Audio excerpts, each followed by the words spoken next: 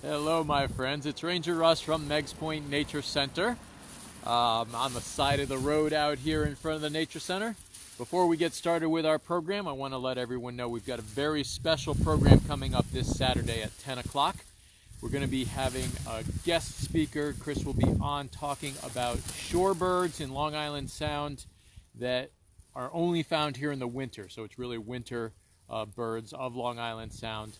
Some really cool species like the scops and eiders and things like that. So make sure you tune in at 10 o'clock. You can see it live on Facebook, or you can sign up and watch it on Zoom. It's a steadier stream if you can watch it on Zoom, so I would always suggest people do that. But if you can't tune into Zoom or you don't want to sign up, you can see it on Facebook Live, and that's at 10 o'clock this coming Saturday. Now, every Saturday at 10 o'clock from now until into March, we have programs coming up. So make sure that you put it on your calendars and your schedule that 10 o'clock on Saturday will be some very special guest speakers. It's not just me doing all the talking, which is probably kind of nice for most people, since I've been doing getting close to 300 of these programs now. We'll have to have a celebration when we hit 300. I may have surpassed 300 and not even realized it. So we'll have to check that out. Now, hopefully everybody got to watch the program last Saturday on Frances Osborne, who turns out was much more of an amazing woman than I thought. I knew some of the stories that Susan Robinson shared with us, but she shared a lot more than I ever knew, and it was really cool to hear all of the things that Mrs. Osborne was into. Actually, Mrs. Kellogg, she married, her married name was Kellogg. So very cool program last Saturday, and you can watch that. It will be up on YouTube or at meigspointnaturecenter.org in the Virtual Learning Center. So look for that. Now, maybe you can hear the wind blowing my trash bags here. I've got some trash bags.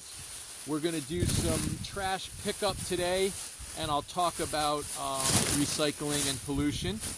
I realized very quickly, though, notice I've got two bags. I tie them together.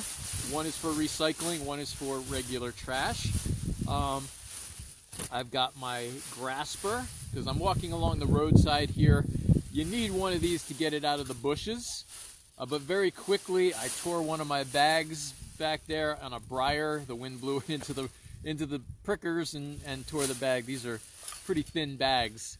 But we're going to try this anyway. We'll see what happens.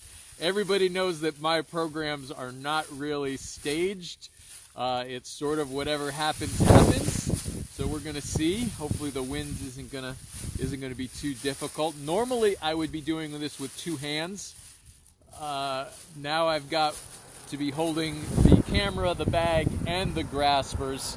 So this is going to be an interesting program.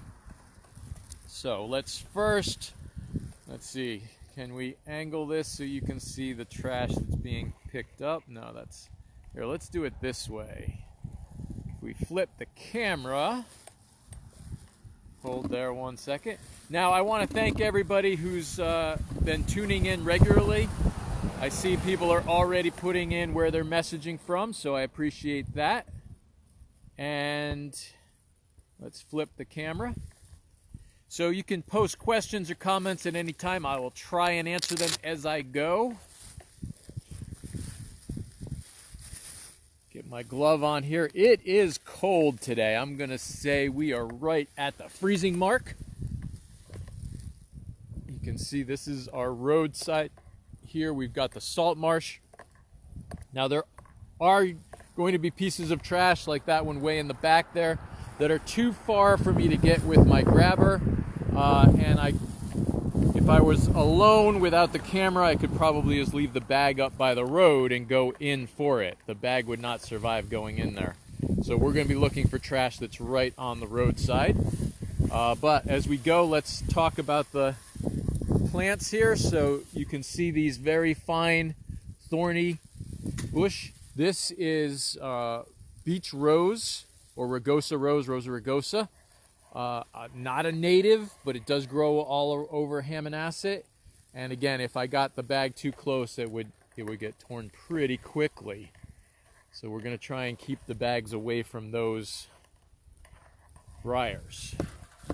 Now let's talk a little bit about trash, and I've talked about this in the past, so we can just remind people of many of the things are going to be repeats. See, this is the problem with having not an extra hand here. There we go. Got the trash in the bag. Woohoo! All right. So, the reason I ask people to pick up trash has to do with a couple of things. First, the amount of trash that ends up in our environment. So I looked up a few stats this morning, and in Connecticut we produce about 4.5 pounds of trash per day, per person. Each person in the state of Connecticut, 4.5 pounds. Now, we actually make more trash than that, but we recycle about a pound of trash. So, bag, and I'm all tangled up in the briars here. So by us producing so much trash and only being able to recycle a pound of it, we'll get into how good or bad that is in a second here. Let's see if I can get this trash in my bag. There we go. Oh, this wind is now making it even more challenging. All right.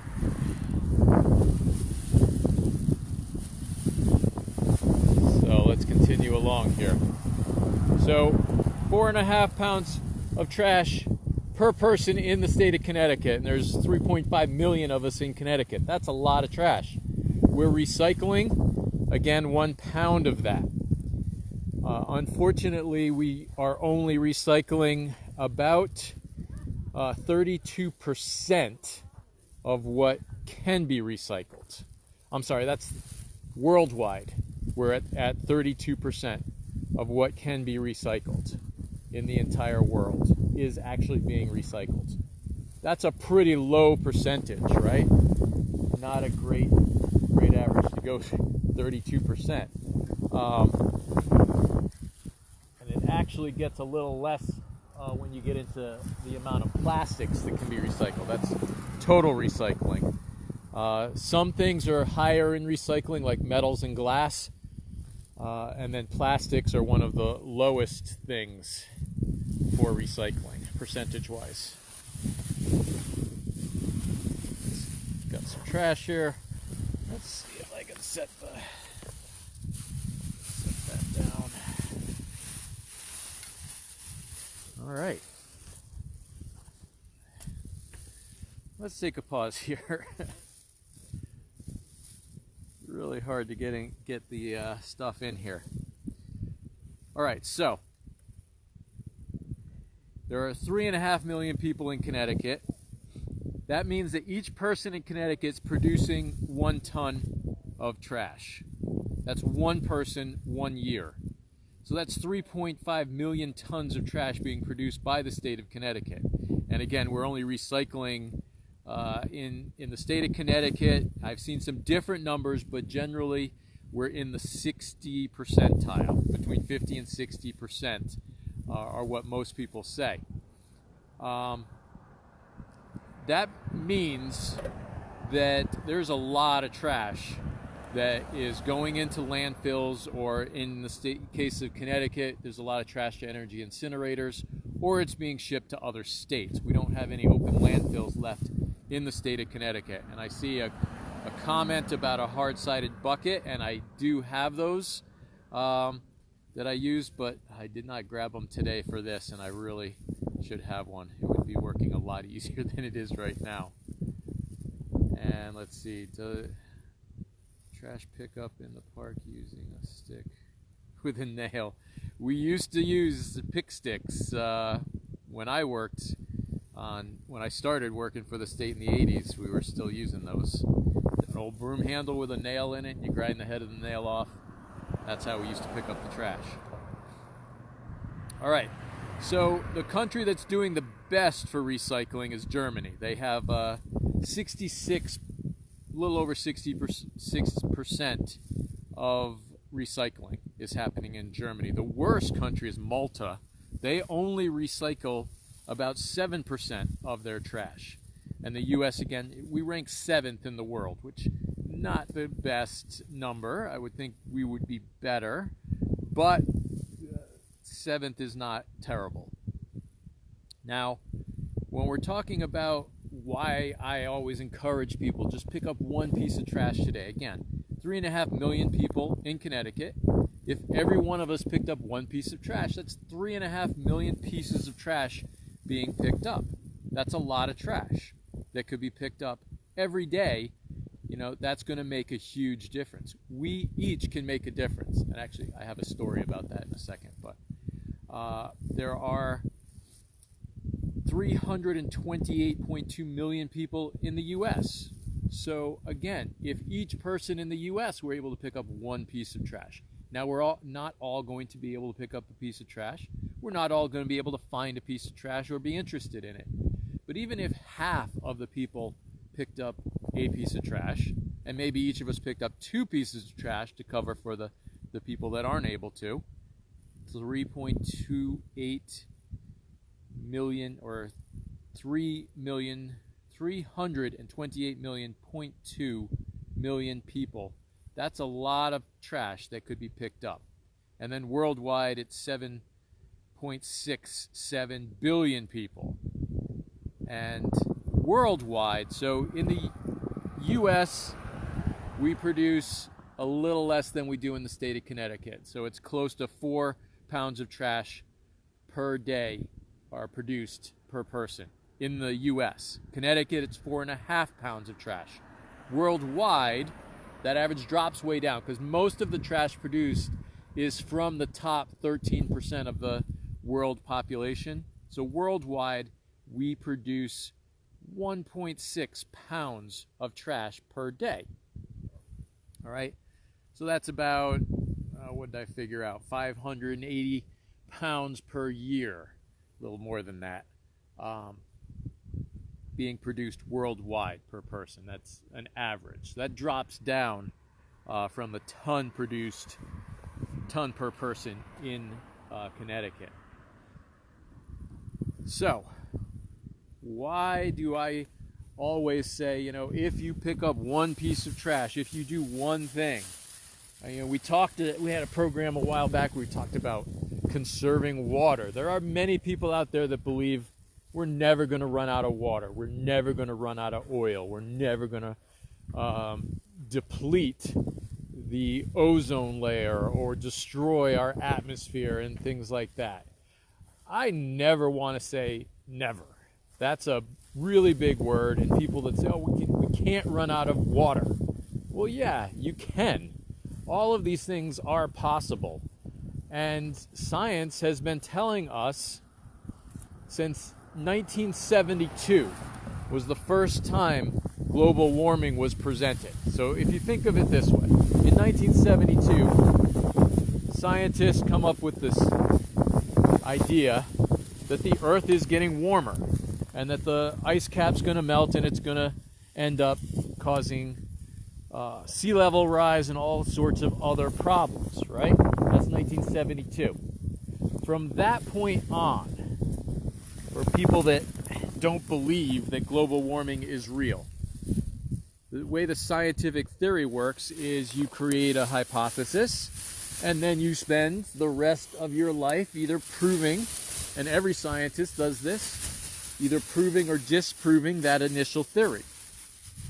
So the initial theory put forth in 1972 about global warming has been written about and studied since that point, and there has not been one scientific article that disproves the theory that the Earth is getting warmer due to human effect. So let's say that.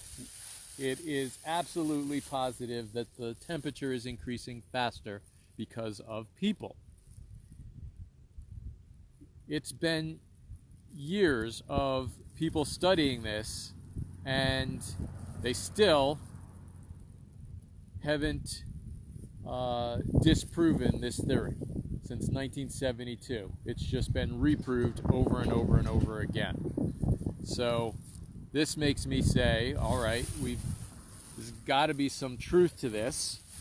And even if you don't believe it, I think you should believe that it's possible for things to change. Now, one of the things that was noted when COVID started and people stopped driving, that the Earth, the atmosphere cleared up pretty quickly, a lot faster than scientists believed. There was no way to prove or disprove how fast the environment would recover. I'm going to show you the sign there. Not supposed to go into the salt marsh. But they showed that the Earth was able to recover much faster. Unfortunately, as soon as people started going back to work, it reverted pretty quickly back to the state that it was before. So we make a big difference on this planet very quickly. So let me take a second here and see if we've got any comments. Silver polluters, both in the U.S. and Canada. That's the Great Lakes.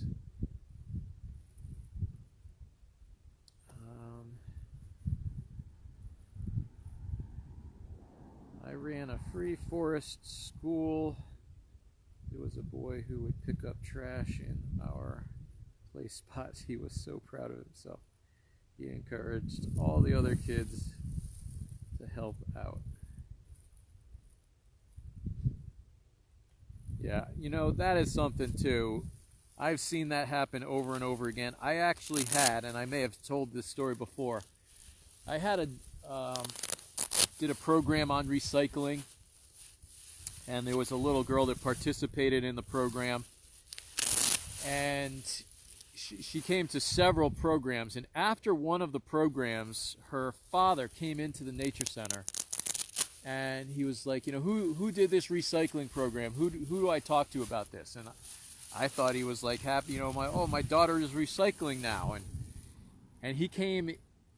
I was the one that did the program, so he came and talked to me, and he said, you know, why are you teaching my daughter to recycle? I said, well, it's the right thing to do. It's preserving, it's conserving, it's got all these positive effects. Recycling is, he said, no, this is awful. My daughter will not let me throw anything away. He was actually angry that his daughter was getting on him about recycling, and she would grab things out of the trash and throw it in the recycling bin, and called him out every time he threw something away. So our children, you know, they realize pretty quickly this is a legitimate cause. For some reason, adults, we get stuck in our ways, and we're not as quick to change. So I really think we need to keep an eye on that. All right, we have a comment. Have you heard of the movement to reduce trash by 1 pound per day or week? I have not, but that sounds great to me. I would love to be able to reduce my trash by a pound, even per week. If you could reduce it a pound per week, that would be pretty significant over the long haul. All right, let's keep moving. So again, that area is closed to the public. All the salt marshes are wildlife protected areas. Finding lots of little pieces of plastic out here that have been washed up. There's one there. And this is high tide from, there's another one, whoops. This is our high tide line from the salt marsh, so that's where these are coming from. Little bits of plastic. Now, a story to explain how we can make a difference. And here's my first little bit of recycling. Oh, and it's full. I gotta pick this up. There's pink lemonade. Wahoo! Unfortunately, it should have been thrown in the recycling. All right, so a story I was told this at a campfire one time. It's just a short story. I always think it's appropriate when we're talking about whether or not we should recycle and what we can do for the environment. The story goes that there was a wise man that lived on a hill outside of a small village. And he was very educated, he was very observant, had a very logical way of looking at things, and the townspeople came to rely on him for answering their questions, solving their problems, working with them to figure out solutions for their problems. And the children in town began to try and ask him a question that he wouldn't be able to answer. Here's an old channel marker. Can't see the number, but green channel marker. We'll just set that by the road. We can pick that up later. So the school children, it became a game to see who could trick him, who could ask this wise old man a question that he would not be able to answer. And there was a group of boys that went up. They thought they had the perfect question. One of the leader of the group has the perfect question that he would never be able to answer it, but the old man was able to answer the question. That really made this young man upset. He was angry. He wanted to be the one to trick the old man, and he wasn't able to. So he thought about it for a long time, and he finally thought he had a plan, that he would be able to ask the old man a question that he would not be able to answer. And so he set out. He decided that he was going to find a small bird, and he would catch this baby bird and hold it in his hand and ask the old man what he had in his hand. He would hold it behind his back, and if the old man said, "Oh, it's a baby bird," then he would crush the bird and say, "No, it's a dead bird." And if the old man said, "Oh, it's a dead bird," he would say, "No, it's a live bird." He thought it was cruel, but this is how he was going to trick this old man. He was going to be best the old man for answering questions. So he went to the old man's house. He found a nest and took a baby bird and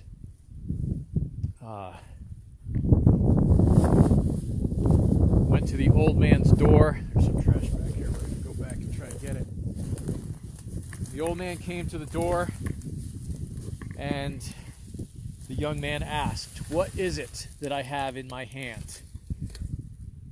And the old man was observant. He noticed some feathers, and he knew that this young man had been tricked a few times, or had tried to trick him a few times. He knew he was pretty angry about it. So he told the young man, "The answer is in your hands. It's up to you. You get to determine whether the bird lives or dies." And that is the way it is for all of us. Each of us have a choice to make. We can choose to save and preserve and protect, or we can choose to kill the bird, which is my metaphor for our planet right now. So, this is our choice, our decision. And I'm saying that picking up trash and recycling, conserving water, even composting, all of these things are things we can do to try and preserve our planet. All right, there's a beautiful view of the nature center from here. I'm going to look back and see what questions we had. My mom says she's been taught by her children. Yeah. Carol found some suggestions on zero waste there. We can try and put those up on our website.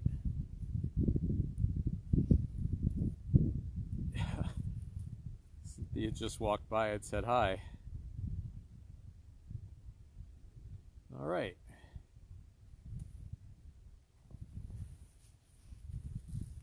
It's sad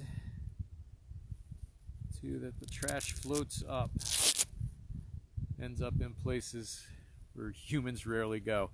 That is unfortunate. And you know, here at the park in the summertime, a lot of the trash is hidden by all the greenery that we get. It's this time of year that we really want to get out, but this is the time of year that we have the fewest staff, so it's really hard to get out and pick up the trash at this time of year.